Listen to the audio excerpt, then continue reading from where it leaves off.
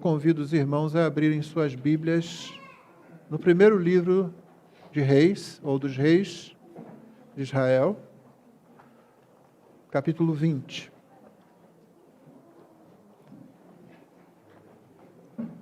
Primeiro Reis, capítulo 20. Todo o capítulo será objeto da mensagem dessa noite. Então você sabe que só sairá daqui lá pela 00:30.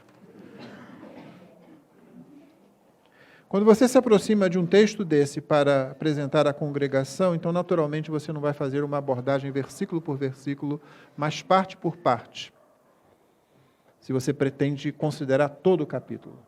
Esse capítulo tem uma grande vantagem sobre isso, porque trata-se de uma narrativa. E como narrativa, como uma história, uma narrativa do Antigo Testamento, nós podemos dividir com facilidade esse texto em 4 partes. Talvez poderia ser em outras, em mais ou menos, mas 4 partes nos servirão essa noite, para falar desse tema que é extraído do próprio texto. Conhecer e obedecer andam de mãos dadas. O conhecimento e a obediência andam de mãos dadas. Nós vamos ver isso através dessa história que está contada aí, a respeito da guerra entre Israel e os sírios. Uma guerra que se estendeu por séculos. Eram inimigos já o tempo inteiro.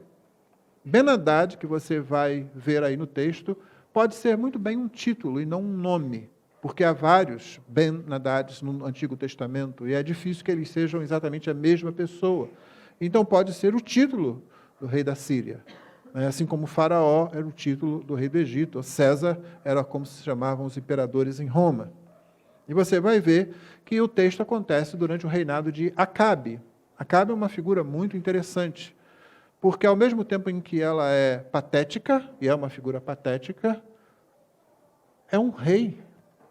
E é um rei de Israel. No caso aqui, um rei do Reino do Norte, aquela parte que não ficou com a dinastia de Davi. Você se lembra que logo depois do filho de Salomão, Roboão, assumir o reino foi dividido, como Deus havia profetizado, inclusive, e uma parte ficou com a dinastia de Davi, isso nunca mudou. A outra parte, o Reino do Norte, teve diversas dinastias, e, em geral, nenhum daqueles reis serviu ao Senhor. E nós estamos aqui com Acabe, que às vezes é muito mais conhecido pela sua esposa, Jezabel, que às vezes chama mais atenção do que ele. Então vamos lá, vamos começar o nosso texto, e a primeira parte que vamos ler é o versículo 1 ao versículo 12. Lembre-se, o nosso tema é conhecer e obedecer andam de mãos dadas. Você sabe que o nosso tema de hoje, o amor revelado, Deus revela o seu amor em Cristo Jesus foi obediente. Ele, ao mesmo tempo que se oferece voluntariamente para fazer a obra de redenção, ele obedece ao Pai em tudo que o Pai quer que seja feito. Ele cumpre toda a lei com uma obediência perfeita ao Senhor, ao Deus Pai. E o tema antropológico é conhecidos por Deus, porque fomos conhecidos por Deus na eternidade. Você sabe que conhecer, dentro do contexto bíblico, tanto no Antigo como no Novo Testamento, não significa apenas ter uma ideia de que uma coisa seja ou uma pessoa seja, mas significa entrar num relacionamento. O conceito semita, o conceito judaico, e não somente hebreu, mas de outros povos até com relação a essa palavra, mas principalmente com o povo hebreu, e como eu disse, tanto no Antigo como no Novo Testamento, não é simplesmente de conhecer, tipo, eu conheço fulano porque encontrei outro dia na rua. Não. Significa entrar num relacionamento significativo, num relacionamento íntimo, num relacionamento onde um conhece realmente o outro e eles fazem coisas em relação um ao outro. Por causa disso, que é a mesma palavra, o mesmo verbo é usado no Antigo Testamento, inclusive para intercurso sexual. Os irmãos mais antigos sabem que eu já compartilhei com eles que uma das coisas que me espantou logo que eu comecei a frequentar a igreja e comecei a ler a Bíblia, e comecei lá de Gênesis, é quando logo lá no começo diz assim, conheceu Adão a Eva, não nessa versão, mas na versão que eu tinha então, conheceu Adão a Eva e ela concebeu. E eu fiquei, gente, isso é perigoso, hein? Eu tenho que tomar cuidado a próxima vez que me apresentarem uma menina. Você conhece e ela concebe, porque o verbo tem essa intensidade, podendo ser usado, inclusive, para isso. Em geral, ele significa e tem a significação de que você entra num relacionamento. Então, quando Deus nos conhece na eternidade, como Paulo diz em Romanos 8, aqueles a quem ele conheceu, não é como se Deus apenas tivesse feito uma lista e olhou lá, não. Deus, na eternidade, entrou num relacionamento de amor e de busca com cada um dos seus eleitos. E no devido tempo, Cristo vem para salvar esses eleitos, e no devido tempo, cada um deles é trazido para a presença de Deus. Todos aqueles que Deus conheceu na eternidade farão parte de sua família. Então esse é o nosso tema. Conhecer e obedecer andam de mãos dadas. Capítulo 20 de 1 Reis, 1 a 12. Ben-Hadad, rei da Síria, reuniu todo o seu exército. Estavam com ele 32 reis, com seus cavalos e carros de guerra. Ele subiu, cercou Samaria e lutou contra ela. Enviou mensageiros à cidade, a Acabe, rei de Israel, que lhe disseram: assim diz Ben-Hadad: a sua prata e o seu ouro são meus, as suas mulheres e os seus melhores filhos também são meus. O rei de Israel respondeu: seja conforme a sua palavra, ó rei, meu senhor, eu sou seu e tudo o que tenho é seu. Os mensageiros voltaram a Acabe e disseram: assim diz Ben-Hadad: quando enviei mensageiros que dissessem: a sua prata, o seu ouro, as suas mulheres e os seus filhos são meus, era para que você os entregasse para mim. Se amanhã, a estas horas, eu tiver de enviar os meus servos até você, eles vasculharão seu palácio e as casas dos seus oficiais e meterão as mãos em tudo que você tem de precioso e o levarão. Então o rei de Israel chamou todos os anciãos da sua terra e lhes disse: como vocês podem notar e ver, este homem procura o mal. Mandou exigir as minhas mulheres, os meus filhos, a minha prata, o meu ouro, e não os neguei a ele. Todos os anciãos e todo o povo lhe disseram: não lhe dê ouvidos e não consinta. Então Acabe disse aos mensageiros de Ben-Hadad: digam ao rei meu senhor: farei tudo o que você pediu a este seu servo na primeira vez, porém não posso fazer o que você está pedindo agora. E os mensageiros se foram e deram essa resposta. Ben-Hadad tornou a enviar mensageiros dizendo: que os deuses me castiguem se o pó de Samaria bastar para encher as mãos de todo o povo que me segue. Porém o rei de Israel respondeu: digam ao rei Ben-Hadad: quem se veste para a batalha não deve se gabar como aquele que está se despindo depois da vitória. Ben-Hadad ouviu esta resposta quando ele e os outros reis estavam bebendo nas tendas. Então ele disse aos seus servos: preparem-se para atacar. E eles se prepararam para atacar a cidade. Essa é a palavra de Deus. Você vê aqui 2 homens fracos em disputa. O primeiro ponto é justamente esse. Aliás, o único ponto que eu quero trazer dessa parte aqui. Homens fracos só pioram as dificuldades. Nós vemos numa época em que se tenta, de todas as formas, corromper a masculinidade. Falar masculinidade, falar em ser homem, virou algo ofensivo. Virou alguma coisa ofensiva agora. Você não pode ensinar os meninos a serem meninos. Tem que ensiná-los a serem menines. Seja lá o que isso possa significar. Porque não tem sentido algum. Homens fracos só pioram as dificuldades. E aqui nós temos 2 homens fracos. Você conhece Acabe. Talvez não Ben-Hadad direito, mas Acabe você sabe mais sobre ele. Jezabel era basicamente quem vestia as calças, para usar uma expressão antiga.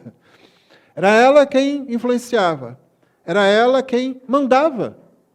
E o que ela queria, ela fazia. E o rei era totalmente influenciado por ela. De modo que ele edificou um templo ao próprio Baal por causa dela e oferecia sacrifícios a um falso Deus por causa dela. Ben-Hadad não fica muito atrás. Você vê que ele está reunido, assim como Acabe, ele precisa de garantias.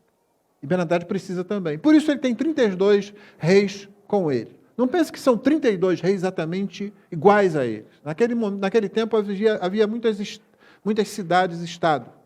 E cada um tinha o seu reizinho, por assim dizer. Então não era um rei de uma nação, de um país, mas um rei de uma pequena cidade. mas ele tinha lá o seu pequeno exército. Então, todos eles se uniram debaixo da coroa do rei da Síria e estavam reunidos para fazer guerra contra a capital do Reino do Norte, contra Samaria, capital de Israel. Já Acabe, você viu, ele precisa, para começar a tomar alguma decisão, porque mesmo um homem fraco como ele, patético como ele, guarda sempre lá um restolho de orgulho próprio, né? E aí ele chama os anciãos, e depois você vai ver que ele precisa dos anciãos e do povo para dizer, não aceita isso não. Por quê? Porque Ben-Hadad, como bom valentão, homens fracos são valentões, se você encontra um valentão, você não encontrou um homem, você encontrou um homem fraco. Como bom valentão, ele não ficou satisfeito. Olha, seu ouro, sua prata, suas mulheres, seus melhores filhos são meus. E o rei, fraco do lado de cá, como era a sua característica, disse, tá bom, então é tudo seu, ok.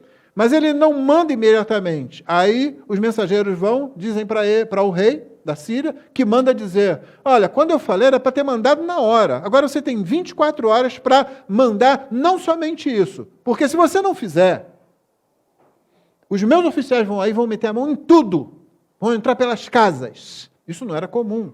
Somente num saque, somente depois de uma guerra, de uma vitória, você vai lá e pega o despojo. Antes disso, o que você faz? Você diz, olha, eu vou acabar com você, então me paga um tributo. E você pagava o tributo. Você mandava ouro, você mandava prata, você mandava outras coisas, e você mandava membros da família real para ficarem lá, para garantir o acordo. Se o teu filho está comigo, se um príncipe está comigo, né, você vai pensar muito tempo antes de criar uma rebelião e se revoltar contra aquela situação do meu poderio sobre você. Só que ele não fez isso. Ele não vai entrar nas casas de todo mundo aí, vai tirar o que for melhor, eles vão meter a mão. Não é você que vai separar e me dar, eu é que vou fazer isso. Porque ele era um valentão. Mas aí, isso mexe com um pouco dos brios que ainda restam em Acabe. E com a força dos seus anciãos e do povo, ele aí finalmente diz, olha, o que você pediu primeiro eu vou fazer, mas o que você pediu depois eu não vou fazer. O que você tem aqui? 2 homens fracos fazendo o quê? Provocação. Provocação é coisa de gente fraca. Gente que não consegue resolver as coisas de outra forma. Então fica fazendo provocação. Quando você vê 2 homens fazendo provocação, são fracos. Quando você vê homens ou mulheres fazendo provocação, ao invés de ser franco, ao invés de falar as coisas como devem ser faladas por pessoas adultas, você sabe que ali tem alguém imaturo, portanto, alguém fraco. Eles ficam perdidos, eles tomam decisões dúbias em situações até impróprias, como o próprio Ben-Hadad. Como é que ele resolve? Então vamos nos preparar para a guerra, vamos sair. O que ele está fazendo nessa hora? Você se lembra? Está bebendo. E bebendo bem, pelo que parece. Está lá com os seus 32 reis, todo mundo lá enfiado, lá numa tenda, lá, provavelmente, com mulheres lá também, porque isso seria muito comum, e eles estão fazendo isso. O rei de Israel também não ficou muito atrás disso. É provocação, eu sei, provocação é comigo. Tomar atitude nem sempre, mas provocação é. Por isso ele fala lá, olha, é melhor você deixar para se gabar depois que ganhar o jogo. Depois que o jogo terminar, aí sim. Já viu aquele time que diz que vai ganhar e depois perde? Né? Não, é nosso e tal, e não acontece mais? Pois é, então, essa era a situação correspondente naquele tempo. E o rei diz assim, olha, aquele que está ainda se vestindo para ir para a batalha, não devia se gabar. Porque ele não está naquela situação de que já ganhou e voltou e agora está tirando a sua armadura. Quando chegar lá, talvez você devesse falar. E essas provocações vão rendendo até que o rei da Síria diz assim, preparem-se para atacar. E eles se prepararam para atacar a cidade. De onde veio essa ordem? Como é que ela veio? Prepara aí. Alguma coisa assim. Você imagina o monarca falando assim, os outros reis falando assim, porque era assim que parece. E pelo que vai acontecer a seguir, a descrição do que ocorre depois parece que era exatamente isso, porque tem um momento que ele parece não estar falando coisa com coisa, o Ben-Hadad. Então essa é a situação e o primeiro ponto, irmãos. Homens fracos só pioram as coisas. Nós precisamos de homens. Homens fracos, homens de verdade não ficam provocando. Homens de verdade não são valentões. Homens de verdade não são brigões. Se tiver que brigar, eles vão brigar. Se tiver que lutar, eles vão lutar. Mas eles preferirão não fazer isso. E muita gente, às vezes, toma como fraqueza quando um homem resolve não brigar. Ele está apenas evitando que alguma coisa pior aconteça, porque homens de verdade melhoram as situações, se for possível melhorar. Agora, homens fracos só pioram as coisas. Nós imitamos o nosso Deus, nós imitamos o nosso Senhor. Quando o Senhor Jesus foi levado diante do Sinédrio, eles olharam, agora está em nossas mãos, ele é fraco, veja que ele não reage. Quando foi levado diante de Herodes, ele nem fala coisa nenhuma. Herodes fica decepcionado. Quando foi levado diante de Pilatos, a mesma coisa. Ele demorou para falar alguma coisa. Você não fala nada? Eu tenho poder para fazer, para acontecer, e você não diz nada, e ele está quieto lá. O nosso Deus retarda a sua promessa, não por fraqueza, mas por bondade, por misericórdia, querendo que todos sejam salvos, é o que diz Pedro. Alguns dizem, olha, já morreu todo mundo, isso aí já vem dizendo esse negócio de que Cristo vai voltar, Cristo vai voltar. Eles ignoram, diz Pedro, para a sua própria perdição, eles ignoram que Deus é bondoso, que Deus é misericordioso.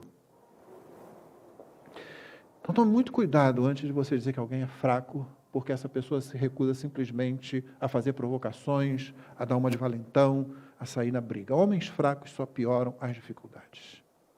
13 a 21, vamos ler? Diz assim a palavra de Deus.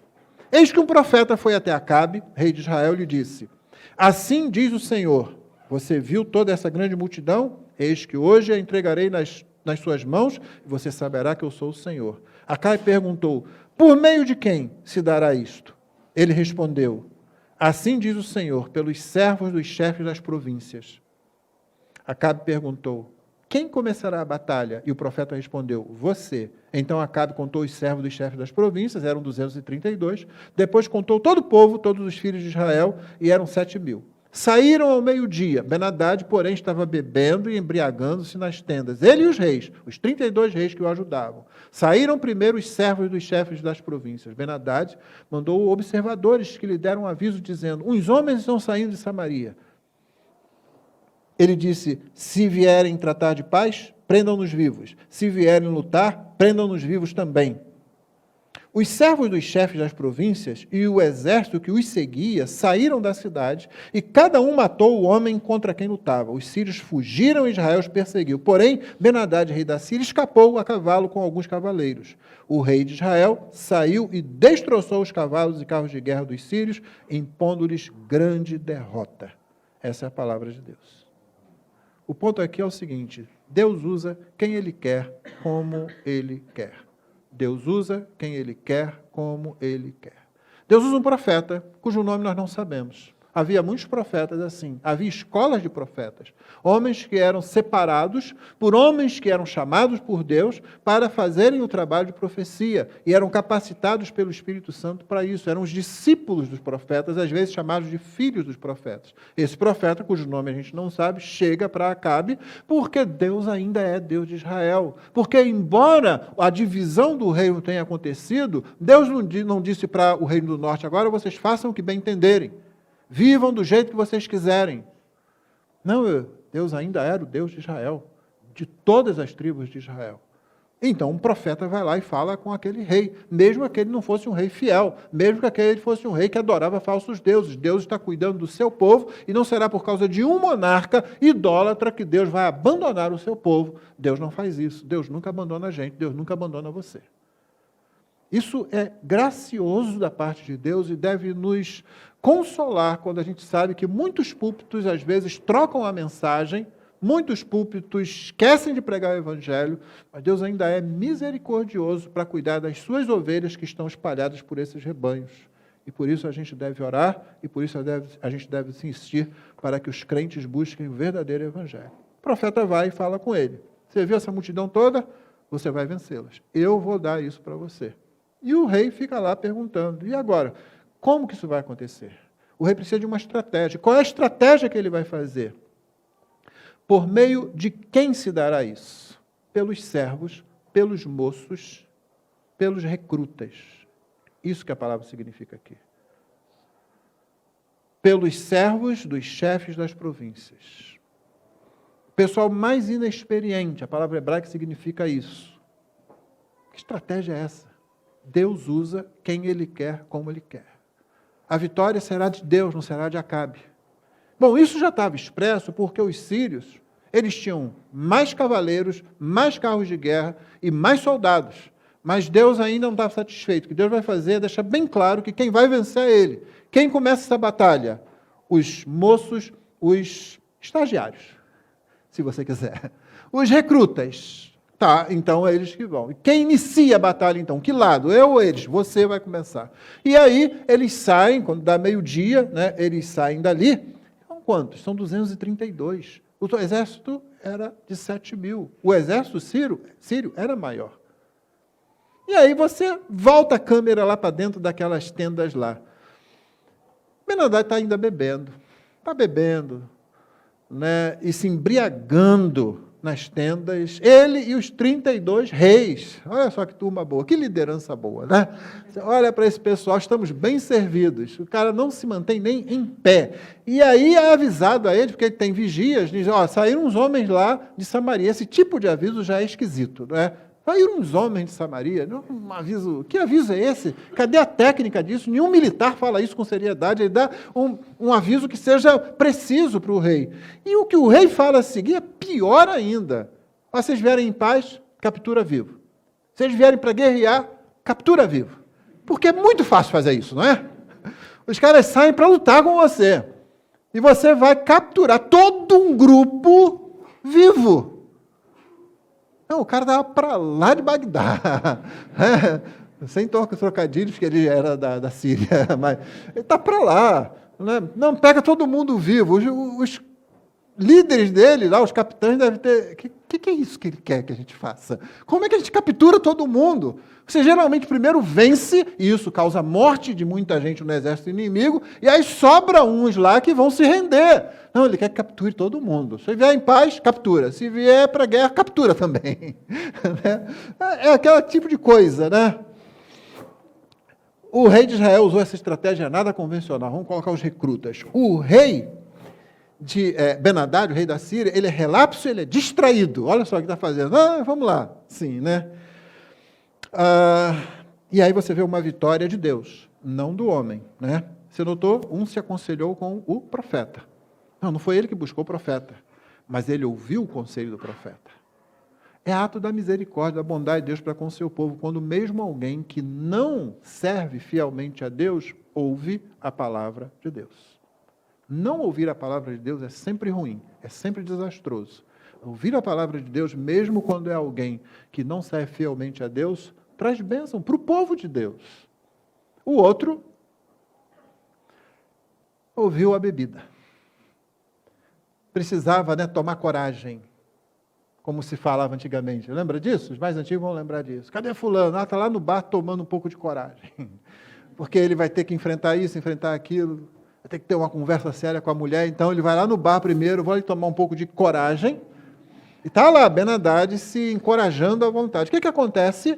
Aqueles moços, aqueles recrutas simplesmente matam cada um o soldado inimigo que aparece na frente deles. Apareceu, morreu, apareceu, morreu. Não deu nem tempo de falar, eu quero você vivo. Bah, morreu. Acabou. A estratégia foi divina.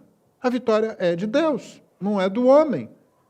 Note, um ouviu o que Deus falou, o outro continuou ouvindo seu próprio coração, seu tempo. Está garantido. Isso aí está resolvido. Eu posso ficar bebendo, me embriagando, que vai tudo funcionar, vai dar tudo certo. Não.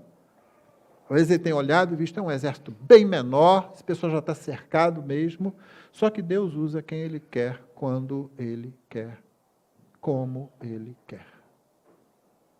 E sempre foi assim com Israel. Israel nunca venceu uma batalha por ter um exército superior. O povo da antiga aliança vencia as batalhas por estar servindo ao Senhor, por ser fiel a Deus. Da mesma forma, perdia batalhas que já estavam ganhas, mesmo tendo às vezes um exército superior, quando se rebelava contra Deus, quando era infiel a Deus, quando se afastava da lei de Deus. Da mesma forma acontece com a gente, irmãos. Nossas vitórias não se dão na força da carne. Nesse caso, carne é capacidade humana. Nossa vitória sobre o pecado, nossa vitória sobre o mundo, nossa vitória sobre o diabo se dá por confiarmos em Deus, na palavra de Deus. por ouvirmos a palavra de Deus. Ouçamos a palavra de Deus. Sempre coisas boas acontecem quando você ouve a palavra de Deus. Sempre coisas ruins vão acontecer quando você despreza a palavra de Deus. Isso é verdade para o crente, isso é verdade para o não crente. Aqui você tem 2 homens, 2 valentões, 2 patéticos, mas um ouviu a palavra de Deus e Deus abençoou e salvou o seu povo, que é o povo da aliança. O outro não ouviu e sofreu uma grande derrota, teve que sair corrido, saiu, fugiu, né? De modo que a história não acaba aí. Terceira parte, de 22 a 30, vamos ler? Então o profeta foi até o rei de Israel e lhe disse: vá, seja forte, considere e veja o que vai fazer, porque daqui a 1 ano o rei da Síria voltará a atacar. Os servos do rei da Síria lhe disseram: os deuses deles são deuses dos montes, e por isso foram mais fortes do que nós. Mas vamos lutar com eles na planície, por certo seremos mais fortes do que eles. Portanto, faça o seguinte: tire os reis, cada um do seu lugar, substitua-os por capitães, e forme outro exército igual em número ao que você perdeu, com outros tantos cavalos e outros tantos carros de guerra. Vamos lutar contra eles na planície, e por certo seremos mais fortes do que eles. O rei deu ouvidos ao que disseram e assim o fez. Decorrido 1 ano, Ben-Hadad convocou os sírios e subiu a Afeca para lutar contra Israel. Então, lugar plano. Também os filhos de Israel foram reunidos para a batalha. Eles foram providos de mantimentos e marcharam contra os sírios. Os filhos de Israel acamparam de frente para eles como 2 pequenos rebanhos de cabras, mas os sírios enchiam a terra. Um homem de Deus se aproximou e foi falar com o rei de Israel, dizendo: assim diz o Senhor, porque os sírios disseram que o Senhor é Deus dos montes e não dos vales, entregarei toda esta grande multidão nas suas mãos, e assim vocês saberão que eu sou o Senhor. 7 dias estiveram acampados uns em frente aos outros. No 7º dia travou-se a batalha, e os filhos de Israel, num só dia, mataram dos sírios 100.000 soldados da infantaria. Os restantes fugiram para a Feca e entraram na cidade, mas a muralha da cidade caiu sobre os 27.000 homens que restaram. Ben-Hadad fugiu, veio à cidade e se escondia de câmara em câmara. Essa é a palavra de Deus. O ponto aqui é um grande desastre não conhecer Deus de verdade. É um grande desastre. O profeta apareceu lá de novo para avisar: olha, Acabe, se prepara, porque daqui a 1 ano ele vai voltar. Ele fugiu, você não conseguiu matá-lo, ele vai voltar daqui a 1 ano. Então veja o que você vai fazer. E o rei então foi lá se preparar, sabendo já de antemão que aquele inimigo voltaria. Enquanto isso, o rei da Síria está lá ainda ouvindo melhores conselhos do que ele tinha ouvido antes, porém, ainda não são bons conselhos, porque eles não foram para o seminário correto estudar teologia. Gente, não estar no seminário correto pode ser um grande desastre. Faz muita diferença. Seja lá qual foi o seminário que eles frequentaram, eles vieram com essa ideia: olha, o Deus de Israel é Deus dos montes. Por isso eles nos ganharam. Vamos lutar com eles em planície. Aí nós vamos vencê-los. A ideia de deuses territoriais era comum entre os povos do Antigo Oriente Próximo naquele período. E ainda é comum em muitos povos no Oriente hoje, e mesmo no interior do Brasil. Aquele rei age nos rios, aquele Deus age nos rios, aquele age na floresta, aquele age na montanha. As pessoas têm essas concepções. O curso que eles fizeram de teologia não disse para eles nada realmente correto a respeito do Deus de Israel. Ou eles faltaram essa aula. O fato é que eles disseram: não, vamos lutar na planície, agora vai. Bom, vamos pensar. Você tem carros e cavalos. É melhor lutar na planície ou nos montes? Um carro de guerra não funciona bem nos montes, né? Essa estratégia era meio que óbvia, né?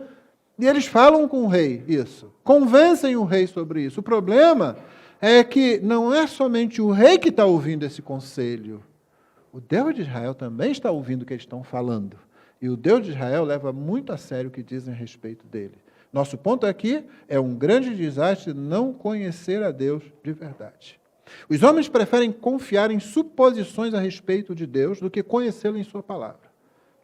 Você vai conhecer muita gente, você vai falar de Cristo para ela, você vai ouvir as concepções. Já disse para os irmãos, não pense quando você está falando de Deus para uma pessoa, quando você está falando de Cristo para uma pessoa, que essa pessoa não crente tem na mente dela a mesma ideia que você tem a respeito de Deus. Você falando de Deus, e eu espero que você esteja falando de Deus tendo o ensino bíblico na sua cabeça. Está falando de Cristo, e o Cristo que você desenha na sua mente é aquele que você vê, que você aprende, que você estuda na Escritura Sagrada. As outras pessoas têm outras ideias a respeito de Cristo, a respeito de Deus.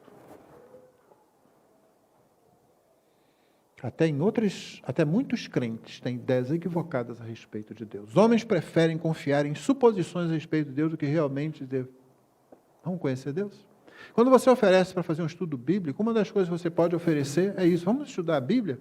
Por que eu vou estudar? Para você saber quem Deus é, para você saber realmente quem Cristo é. Eu já sei. E aí, pronto, a porta está aberta para você fazer 2, 3 perguntas a respeito de Deus, e a pessoa vai ficar lá.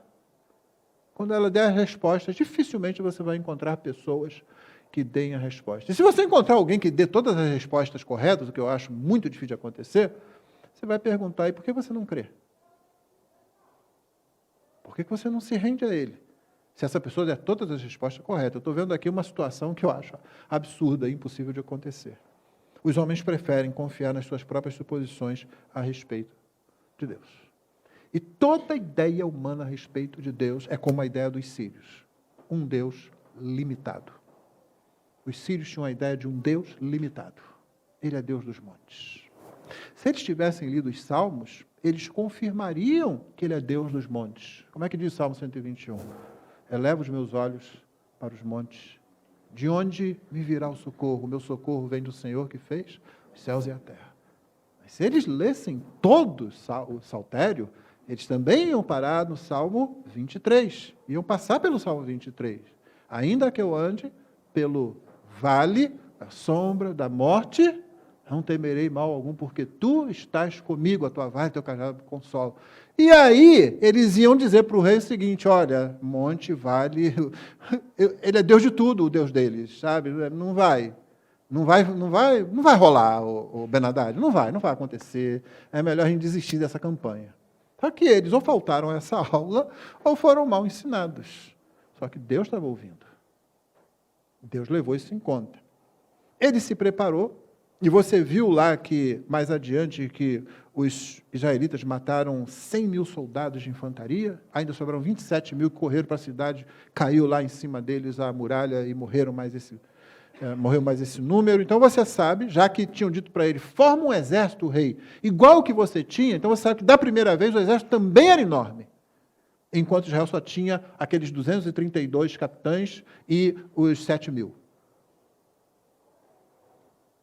E agora ele conseguiu reunir novamente. Pessoal, dá mais uma direção para o rei. Vamos evitar esses amigos do rei aí, esse pessoal, quando chega, esses 32 reizinhos, gente, eles vão abrir a cerveja e não vai dar certo, a gente já viu que isso não funciona. Então, rei, tira esses reis, coloca os capitães, eles melhoraram a coisa, né? Vamos lutar na planície, nossos carros vão funcionar melhor, vamos colocar os capitães e coloca o rei lá, os reizinhos, deixa eles lá esperando, porque senão eles vão atrapalhar, vão começar a beber de novo, vai ser a mesma desgraça que foi, só que eles estavam caminhando para a desgraça também. Não agora por causa da estratégia deles, que tinha melhorado, mas porque eles não conheciam Deus, e é um grande desastre não conhecer a Deus de verdade. Um homem de Deus foi lá falar com Acabe, para que ficasse bem claro o que estava acontecendo. Tipo assim, você vai vencer de novo e tal, mas deixa eu te dizer por que você vai vencer. Por que é que Deus agora está novamente dando a vitória a você? Porque os sírios disseram que Deus é Deus dos montes e não dos vales. Então eu vou entregar essa multidão nas tuas mãos, e você também vai saber, e vocês vão saber, que eu sou Yahvé. Eu sou o Deus da aliança. 2 pequenos rebanhos de cabra é uma expressão que quer dizer um punhadinho. É isso que era o povo de Israel. Os sírios enchiam a terra. E você sabe o que aconteceu. Travou-se a batalha depois de 7 dias. Essa espera era comum. Todo mundo que trava a batalha, ou que travava a batalha antigamente, quando era coisa corpo a corpo, né? Hoje você aperta um botão aqui, o sujeito morre lá. É tão fácil fazer isso, né? Mas aquela que você está corpo a corpo, que você vai ver, né? Formar aquela parede de escudos, aquele negócio. Gente, os exércitos costumavam ficar horas e horas, às vezes dias, se provocando, né, aquela provocação e tal, antes, porque eles sabiam que a hora que começasse, a hora que a picada da batalha entrasse na veia, é matança. Você vai lutar em cima dos intestinos do seu amigo, do seu inimigo, e só depois, quando parar tudo, que você estiver totalmente ensanguentado, sujo, é que você vai voltar à realidade. Então, eles demoravam a entrar numa batalha dessa, mano a mano, com armas cortantes, né, principalmente. Então, depois de 7 dias, eles se dão a batalha e Deus dá a vitória. Não importando o número de Israel, mais uma vez os sírios são derrotados. E agora Ben-Hadad não consegue fugir, ele entra na cidade de Afeca, na área urbana, e começa a se esconder de casa em casa, de quarto em quarto, e aí está lá se escondendo. Os sírios tinham um Deus limitado em suas mentes. Esse é um grande problema.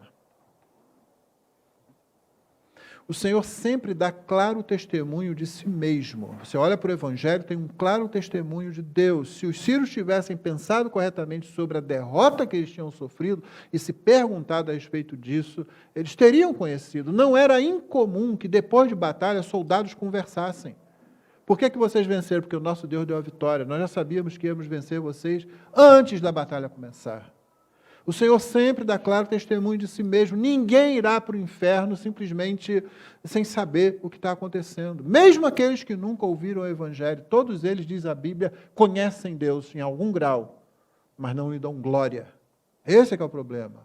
Paulo diz claramente aos romanos, tendo conhecido a Deus, não lhe deram glória, mas deram glória à criatura. Deus é sempre o fator de vitória para o seu povo, como nós já vimos, não importa o tamanho. O que importa é o tamanho do seu Deus. Qual é o tamanho do seu Deus? O profeta foi lá para dizer assim, Acabe, qual é o tamanho do seu Deus? Porque o tamanho do Deus de Israel na cabeça dos sírios é pequenininho, é limitado. Não limite Deus na sua cabeça. E o único modo de você fazer isso é conhecendo Deus na sua palavra. Nós limitamos Deus. Deus é sempre pequeno demais para nossos problemas mais sérios, ou para aqueles que nós temos talvez o maior interesse, ou para aquelas coisas que nós já desistimos e não queremos mais que elas sejam consertadas. Homens e mulheres crentes desistem às vezes de um casamento limitando Deus. Deus não pode resolver isso, Deus não pode me dar conserto nisso, Deus não vai restaurar o nosso casamento. O casamento já passou do ponto de restauração, não vai acontecer. Passou do ponto para quem? Talvez para mim, talvez para minha esposa, talvez para você, talvez para o seu cônjuge, mas nunca para Deus. Não limite Deus. Qual o tamanho do seu Deus? Você confia em Deus para o seu dia a dia ou só para a eternidade? Lembra aquilo que falamos hoje de manhã? Você ama Deus, você ama seu irmão. É a fórmula que João nos ensinou, não é? Se você não ama seu irmão que você está vendo, você não ama Deus a quem você não vê. Simples assim. Então, a questão que a gente levanta na mesma estrutura é, você confia em Deus para o dia a dia ou só para a eternidade? Porque o dia a dia está diante de você. Daqui a pouco, amanhã cedo, amanhã à tarde, a eternidade está lá distante. A gente canta a eternidade, né? Cantamos domingo passado, lá está o meu tesouro, lá onde não há choro, onde todos cantaremos juntos. Se você cantar essa música sem fundamentação bíblica, você torna essa música um ídolo falso. Perdoe a redundância. Deus é Deus para você no dia a dia, ou Deus é Deus para você só lá na eternidade? No dia a dia, quando você tem que resolver aquele relacionamento que está difícil, que está ruim. Sim, relacionamentos são, no mínimo, 2 pessoas, e às vezes a outra não vai querer de jeito nenhum, você não terá o que fazer, porque você não pode obrigar. Mas você confia, o crente aguarda em Deus, o crente espera em Deus. Qual é a situação do dia a dia que a gente apresenta com confiança em Deus, mesmo que ela seja muito difícil para nós, e às vezes nós limitamos Deus. Deus é o Deus da eternidade, lá dos montes celestiais, mas não é o Deus da segunda-feira, não é o Deus da quinta-feira à tarde. Qual o tamanho do seu Deus? Você confia em Deus para o dia a dia ou só para a eternidade? Não limite Deus. Não cometa o erro que os sírios cometeram. É um grande desastre não conhecer Deus de verdade. E foi isso que eles experimentaram, que eles aprenderam da pior forma possível. Uma grande, estrondosa derrota. Última parte, 31 a 34.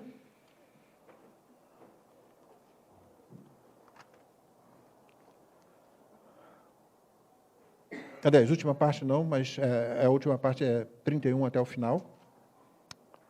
Entre os seus servos, então seus servos, os servos de Ben-Hadad, lhe disseram: eis que temos ouvido que os reis da casa de Israel são reis clementes. Por isso, ponhamos panos de saco sobre os lombos e cordas ao redor da cabeça, e vamos até o rei de Israel, pode ser que ele lhe poupe a vida. Então se cingiram com pano de saco pelos lombos, puseram cordas ao redor da cabeça, foram falar com o rei de Israel, disseram: o seu servo Ben-Hadad manda dizer: poupe-me a vida.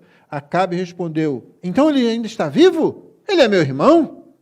Aqueles homens tomaram isso como um bom sinal, logo se aproveitaram dessa palavra e disseram: sim, seu irmão Ben-Hadad. O rei disse: vão, tragam-no aqui. Então Ben-Hadad saiu para se encontrar com Acabe, este o fez subir na sua carruagem. Ben-Hadad lhe disse: vou restituir as cidades que meu pai tomou do seu pai. Você poderá vender os seus produtos em Damasco, como meu pai fez em Samaria. E Acabe respondeu: com esta aliança deixarei que você fique livre. Então Acabe fez uma aliança com ele e o deixou ir.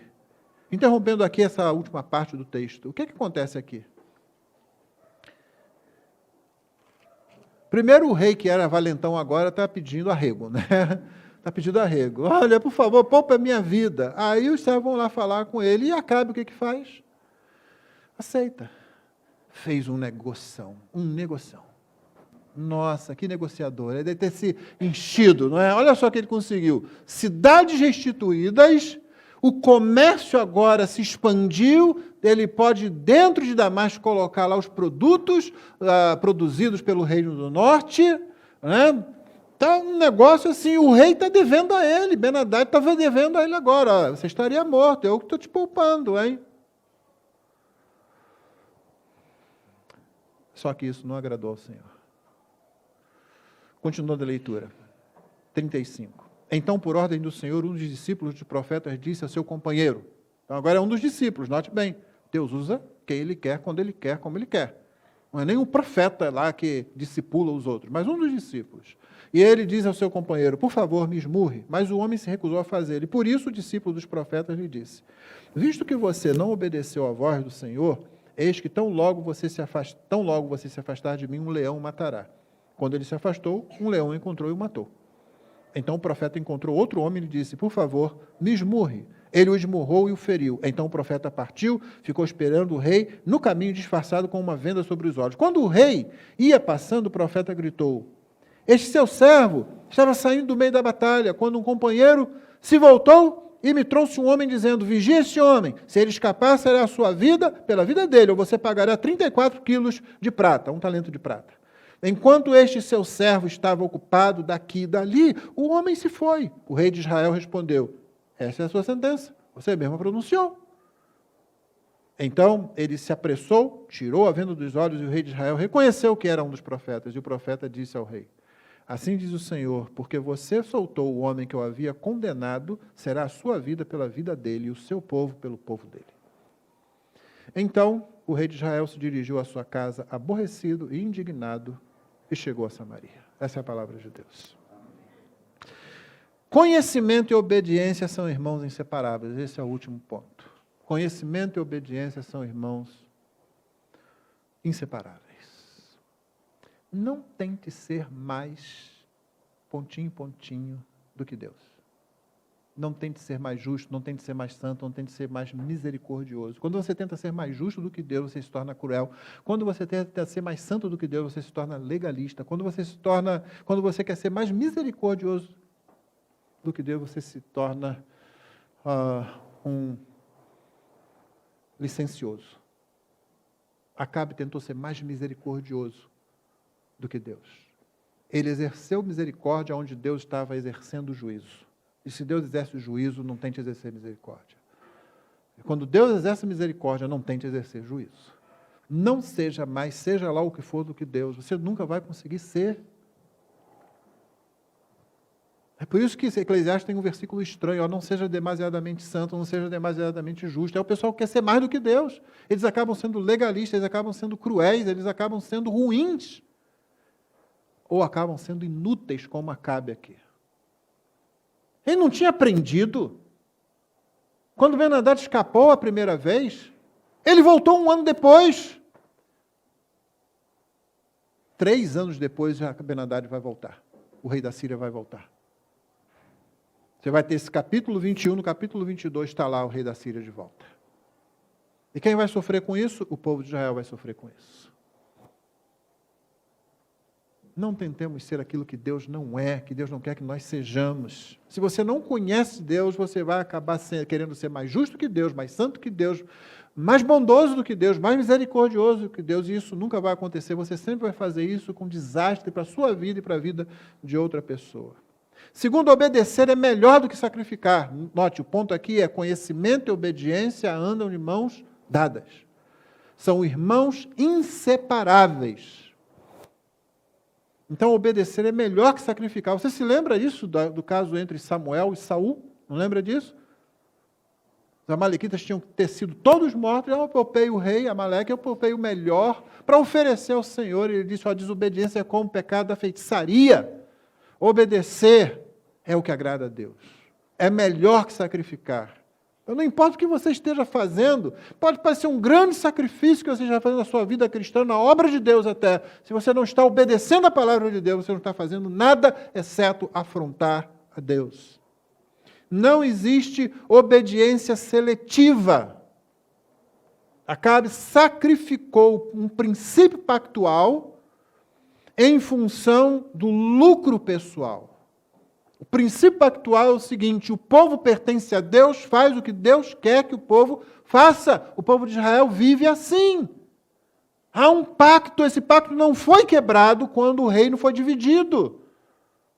Toda ordem que Deus dá, Deus não está caindo de paraquedas sobre o seu povo, sobre o povo da aliança. A aliança permanece de pé. Deus nunca quebrou a aliança. Quem quebrou a aliança foi o próprio povo. E o rei Acabe, infiel como era, pega um princípio pactual da obediência ao Deus de Israel, que tirou Israel da terra do Egito, da casa da servidão, e troca isso por lucro pessoal. A mesma coisa que Saul tinha feito, e parece que ele não aprendeu nada com a história do seu próprio povo. Lucro pessoal, conseguir cidades de volta, conseguir um tratado comercial, e esse rei que queria dominar o meu reino, que ia tirar tudo de mim, agora ele é que está nas minhas mãos. Olha só. E ele achou que estava fazendo um grande negócio. Meu irmão, você pode achar que está tendo uma grande vitória, fazendo uma grande coisa, se você não está em obediência ao Senhor. Você está tão somente afrontando o Senhor. Não importa que nome você dê, não importa que atitude você acha que está tendo. Vamos aprender que frustração e arrependimento são coisas diferentes. Quando nós erramos com o Senhor, o único caminho é o caminho do arrependimento. É só isso que serve. Quando você achar que está fazendo muita coisa e for pela misericórdia de Deus, convencido pela palavra, pelo conhecimento da palavra, que o que eu estou fazendo parece muito legal, parece muito bonito, parece um grande sacrifício, só que não está de acordo com a vontade de Deus. Por exemplo, quando igrejas baixam as exigências do Evangelho para que as pessoas venham. Essa pessoa está tão triste, essa pessoa está tão assim. Não vamos falar toda a verdade para ela, não, né? Olha, ela já está tão quebrada, a vida dela está tão assim. Vamos esconder um pouco das coisas? Não, você não precisa ser grosseiro, você não precisa ser agressivo, mas apresente todo o conselho de Deus. A palavra de Deus não faz mal àqueles que se aproximam de Deus e creem em Deus. E aqueles que rejeitam a palavra de Deus, não vai ter jeito para eles, se eles não se arrependem, mesmo que você os coloque dentro da igreja. Não adianta fazer isso. Fiz um grande negócio. Não fez. Você fez uma afronta a Deus. E aí depois, ao invés do arrependimento, a frustração. Viu como é que ele saiu batendo pé? O rei se dirigiu à sua casa aborrecido e indignado. Interessante que essa atitude não era não foi a primeira vez, não seria a última, não. Logo a seguir, você vai ver que Acabe chega para Nabote tem uma vinha muito bonita lá, ancestral, né? Secular, é comum. Eu visitei uma vinha com séculos, dentro de um palácio, em Londres. Uma vinha há séculos, está lá. Então, tinha uma do lado do palácio dele, me dá a sua vinha, eu pago por ela o que você quiser. Não, eu não vou te dar a herança dos meus pais, não vou fazer isso, disse Nabote. Aí, o que aconteceu? Então, verso 4 do capítulo 21, só para você ouvir. Então, Acabe voltou para casa aborrecido e indignado. Viu? Atitude de um homem. Fez biquinho, aborrecido, indignado. Droga. Se deitou na cama, voltou o rosto para a parede e não quis comer. Esse, o homem aí, o rei, entendeu? Eu disse lá no começo, homens fracos só pioram a situação. Ele piorou muito a situação, mas trazendo dor a uma família de seu próprio reino. Frustração e arrependimento são coisas diferentes. Davi não fez biquinho, Davi não ficou irritado, Davi não parou de comer pelo mesmo motivo. Quando o profeta chegou para ele e disse, você é esse homem, você é o homem que mata a única ovelha que o outro tem, tendo você várias outras. Tendo eu dado tudo para você, Davi disse simplesmente, eu pequei. Ou como está lá, pequei contra o Senhor. Você não ouve mais nada dele. Ele não se justifica, ele não fica de mimimi, ele não fica de chororô, porque Davi é um homem. Davi não é um homem fraco. Ele é um homem perfeito. Ele é capaz de cometer pecados graves, mas ele não é um homem fraco. E homens fracos é que fazem esse chororô. Homens fortes, homens que são nutridos pelo Senhor, ou pelos valores do reino, mesmo quando eles estão fora da igreja. Homens fortes, homens de verdade, eles encaram e simplesmente assumem. É o que Davi fez. Pequei contra o Senhor. Mas esse aqui não, ele foi chorar. Aí a esposa dele encontra ele chorando lá, e ela vai dizer para ele assim, você está governando Israel ou não? Eu estou lendo o texto. Levante-se, venha comer e alegrar o seu coração. Eu lhe darei a vinha de Nabote, o jezreelita. E aí sabe o que ele fez? Ele fez exatamente isso. Foi tomar um banho, lavou o rosto, foi comer. Minha mulher vai me dar a vinha do outro. Como? Ela mata, ela assassina, usa o seu poder para fazer isso, e pronto, ele fica todo satisfeito. E quando ele fica todo satisfeito, aí Deus sobe o tom. Manda Elias lá falar com ele. Não vai nenhum dos profetas que você não conhece, filho de profeta, discípulo, não, vai Elias. Quando ele bate lá, Acabe e fala para ele, então, inimigo meu, você já achou? E Elias responde, achei sim, porque você já se vendeu para fazer o que é mal aos olhos do Senhor. Frustração e arrependimento são coisas diferentes. O resumo disso, irmãos, é o seguinte, homens fracos só pioram as dificuldades, crentes fracos também.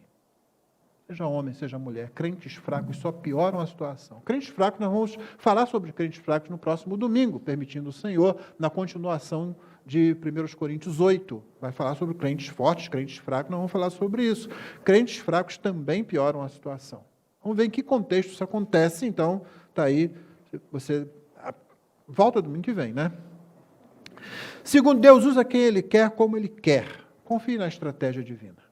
A estratégia que venceu a primeira batalha foi divina. Olha, você vai usar os recrutas.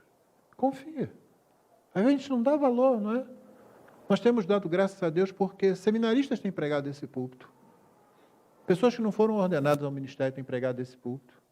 Pessoas que nem fizeram seminário têm pregado esse púlpito. Eu espero que você não diminua o valor disso. Se você souber que não é um pastor que vai pregar, seja o pastor da igreja ou outro, venha ouvir a palavra do Senhor. Não, você vai estar fazendo igual os sírios lá. Não, isso aí é café pequeno, né? Não é isso não. E aí você vai ser repreendido por Deus em algum momento. Deus usa quem Ele quer. Confie na estratégia divina. É um grande desastre não conhecer Deus de verdade. Limitar Deus só traz frustração e angústia. Vimos isso acontecer. Primeiro com os sírios, mas depois, infelizmente, com Acabe também, que limitou Deus. Não ouvindo, não obedecendo totalmente ao que Deus havia ordenado. Por último, conhecimento e obediência são irmãos inseparáveis. quem conhece, vimos hoje de manhã, ama, quem ama, obedece. Esse negócio de que eu amo a Deus e não obedece a Deus, o Senhor Jesus deixou isso muito claro, não é? Quem é que ama a Deus? Aquele que tem os meus mandamentos e esse é o que me ama.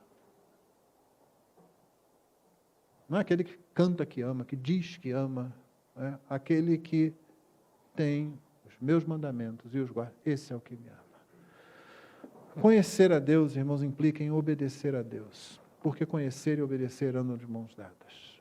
Você está com um problema, então. E com isso eu encerro. O seu problema é que a sua igreja ensina o Evangelho. Você não pode nem dar a desculpa de que não me ensinaram. Eu não sabia. Então, para você, meu irmão, que é membro dessa igreja, ou pretende ser, você só tem uma coisa para fazer. Obedecer. Obedecer ao Senhor. Porque só tem esses dois tipos de crente, o que obedece e o que desobedece. Não existe um meio termo, o que explica, o que tenta explicar para Deus por que não dá para fazer o que Deus está ordenando. Lembra aquela frase do John Piper, né? Só tem dois tipos de crente, os que fazem missões e os desobedientes. Você pode aplicar isso a toda a vida cristã. Os que oram ao Senhor, buscam a presença do Senhor, e os desobedientes. Não tem aquele que, eu não tenho muito tempo para isso. Os que leem a palavra de Deus, amam, estudam a Bíblia, e os desobedientes. Não tem aquele que, tem tanta coisa para fazer que as crianças não deixam. Não, ou você é obediente ou você é desobediente. Mas se você conhece a Deus, que desculpa você vai dar? E você tem aprendido sobre Deus. Talvez haja alguém aqui mais novo, que está começando a aprender e ouvir várias coisas a respeito de Deus que talvez não tivesse ouvido antes. Mas agora você está ouvindo. E que bênção que isso é. Que Deus se dá a conhecer, Ele se revela, porque Ele nos quer perto de si mesmo. E porque obedecer a Deus sempre traz alegria para a gente. Mesmo quando você enfrenta dificuldades, quando obedece a Deus, isso traz alegria ao seu coração, porque nada supera a percepção de que nosso Pai Celestial está satisfeito conosco. Nada supera isso. A alegria do Senhor é a nossa força, já dizia o profeta. E o Senhor se revelou em Cristo de uma forma tão explícita que a gente só pode glorificar a Deus por isso. Imagina, você sai hoje aqui, Cristo está com você. Você vai para casa, Cristo está com você. Na segunda-feira, Cristo está com você. Ele está sempre, o tempo todo conosco, como igreja, como indivíduos, Ele está conosco. Então, conheçamos e obedeçamos ao Senhor. Não sejamos lá como aqueles que o profeta Oséias teve que corrigir, que diziam, conheçamos e prossigamos em conhecer ao Senhor, mas quando você lê o contexto, eles não estão fazendo isso sério, não, eles não querem fazer nada sério, não, eles só falam isso, mas não vão fazer. Eu sei que esse texto é bonito, né? A gente gosta de, parece que, não, o povo que está falando ali, isso ali quando Oséias está profetizando durante o ministério, o que eles estão dizendo é uma boa frase, é muito legal, mas eles não estão fazendo nada, não estão se arrependendo, não estão obedecendo a Deus. Não, conheçamos e obedeçamos ao Senhor. Isso traz alegria ao nosso coração, isso nos fortalece, traz salvação para perto de nós, para perto de quem está perto de nós. E certamente isso glorifica o nome de Jesus. Eu diria que poucas coisas glorificam mais o nosso Salvador do que a obediência de pessoas fracas como nós. Pessoas que dependem completamente dele. Poucas coisas glorificam mais do que a obediência. Lembra de Jó? Lembra do final da historinha lá do primeiro capítulo de Jó? Quando o diabo aparece lá, é como se Deus chamasse e diz, você viu? Ele continua me obedecendo, ele continua fazendo o que me agrada, ele continua fiel a mim, mesmo você tendo feito tudo isso com ele.